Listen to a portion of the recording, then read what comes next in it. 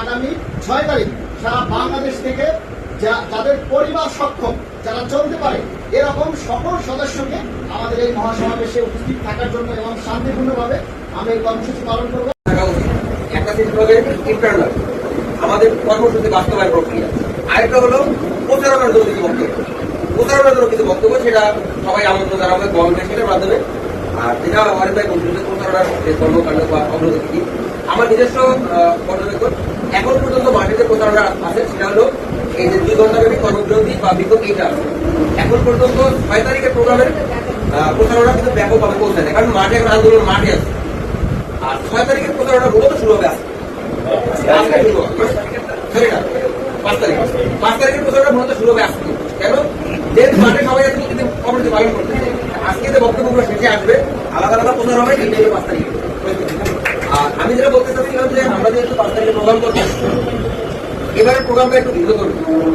আমি এবারের প্রোগ্রামটা কেন ভিন্নধর্মী, আমরা এর আগে যে মহাসমাবেশ করছি স্বাভাবিকভাবে আমাদের প্রস্তুতি ছিল যে সবাই একত্রিত হবে, মিছিল নিয়ে আসবে, লম্বা বক্তব্য হবে, কে বক্তব্য দিবে কে না দিবে, কার গ্রুপ থেকে 5 জন দিবে, কার গ্রুপ থেকে 7 জন দিবে। এবারে কিন্তু বিষয়টা এরকম কথা। এগুলো বলতেছি আমরা বাজেট করবো, দায়ী করবো, তার আগে আমাদের প্রোগ্রামের প্ল্যানিং রেডি হবে।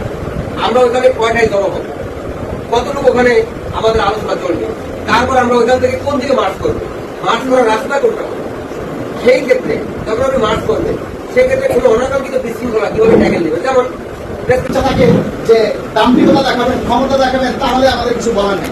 আমাদের বেসকে বাস্তবায়ন করতে গেলে এই মুহূর্তে সবাই সম্মিলিতভাবে একত্রতা প্রকাশ করা ছাড়া আর কোনো উপায় নেই। সারা বাংলাদেশ আজকে জেগে উঠছে।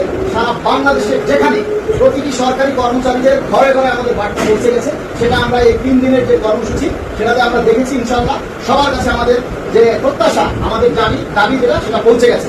আপনারা দেখেছেন যে সারা বাংলাদেশের প্রতিটি জায়গা থেকে আমাদের 3 দিনের কর্মসূচি শুধু কর্মস্থলে ছিল, কিন্তু সেখানে এখন আর সীমাবদ্ধ নেই। সেখানে আপনারা দেখেছেন যে ইসলামিক ফাউন্ডেশন রাস্তায় নেমেছে, তারপরে এই বিশ্ববিদ্যালয়, প্রকৌশল বিশ্ববিদ্যালয় তারা রাস্তায় নেমেছে, এই বিশ্ববিদ্যালয়ের যারা আছেন ফেডারেশন সেলিম ভাইয়ের নেতৃত্বে তারা রাস্তায় নেমে এসেছেন। এখন আমাদের কর্মসূচিগুলো কিন্তু আর কর্মস্থলের মধ্যে সীমাবদ্ধ নেই। আমাদের এখন যেটা আগামীকালের যে অর্থ দিবস কর্মসূচি সেটাকে সফল করার জন্য যার যার জায়গা থেকে সবাইকে আমন্ত্রণ জানাতে হবে এবং সর্বোপরি 5 তারিখের মধ্যে গেজেট জারি না হলে আগামী 6 তারিখ সারা বাংলাদেশ থেকে যাদের পরিবার সক্ষম, যারা চলতে পারে এরকম সকল সদস্যকে আমাদের এই মহাসমাবেশে উপস্থিত থাকার জন্য এবং শান্তিপূর্ণভাবে আমরা এই কর্মসূচি পালন করবো।